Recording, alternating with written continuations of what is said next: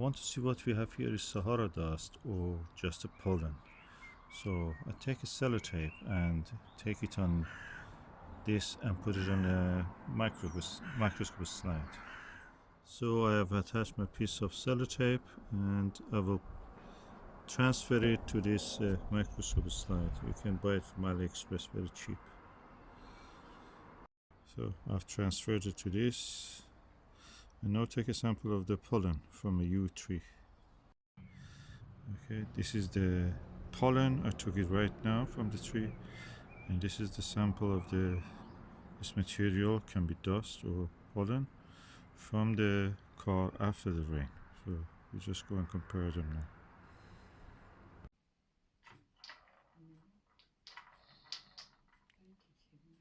So this is the yew tree pollen.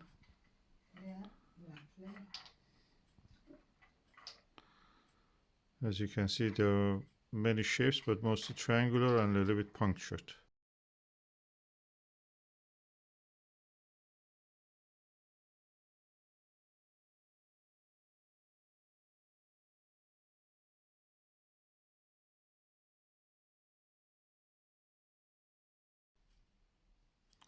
And this is the Sahara dust. It's much finer. Sahara dust is this material which has a kind of darkish material, darkish edges. They are not consistent. I've magnified them again. The shape is not consistent. There are different shapes, but they're definitely finer than the pollen. And that's the reason they have been able to be carried out from all the way from Africa to here. Yeah, this is again magnified Sahara dust. That is from the car. Definitely is not uniform in shape. You can see particles of different sizes. I've highly magnified this now. So if I was putting a pollen here, a pollen would have looked much bigger, almost taking 1/3 of the view. Let me just put another slide of the pollen just to see how it is. But just compare it. So you can see the pollen here. They're very uniform shaped. So three-dimensional triangles, and they are kind of as if have been hit by something. They're dry. The shapes are very uniform. They're not bigger than what you see. At least for the yew tree that we have. Distribution is also more uniform. Whereby those ones from Sahara dust were in the clumps that were shaped by the rain after it dried up. After hitting the body of the car and then drying up. This is one of those periphery of the drop that fell on the car and dried up. As you can see, there is a clumping of the dust.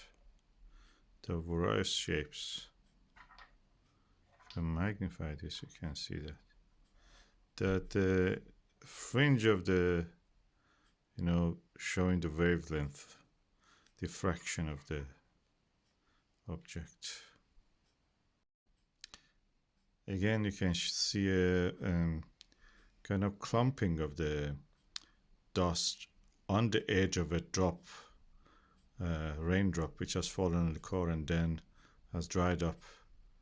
And that's the shape of the material. The material that you see there, I've highly magnified it. Quite fine.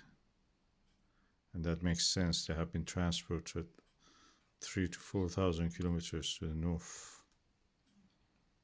And you can see it. They've dried up along the line of the droplets of rain. And that's the reason they're arranged in a line. That's where the edge of the droplet was, where it was dried up also. So definitely this is the different source than it has a different source than what we had with the pollen. Again, another part of the slide of the what is looking like a dust from the car surface.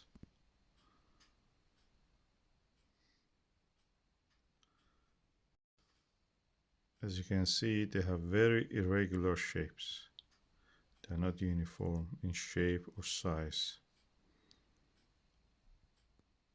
You can see quite a number of variation in the shapes and the sizes of the particles.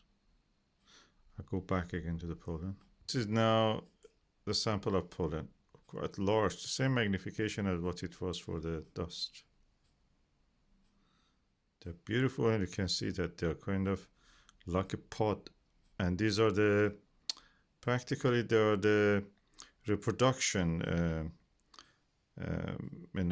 particles from the tree.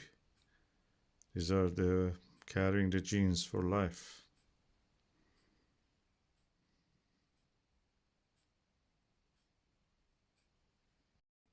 And that's the patch on the car where I collected the sample of the dust.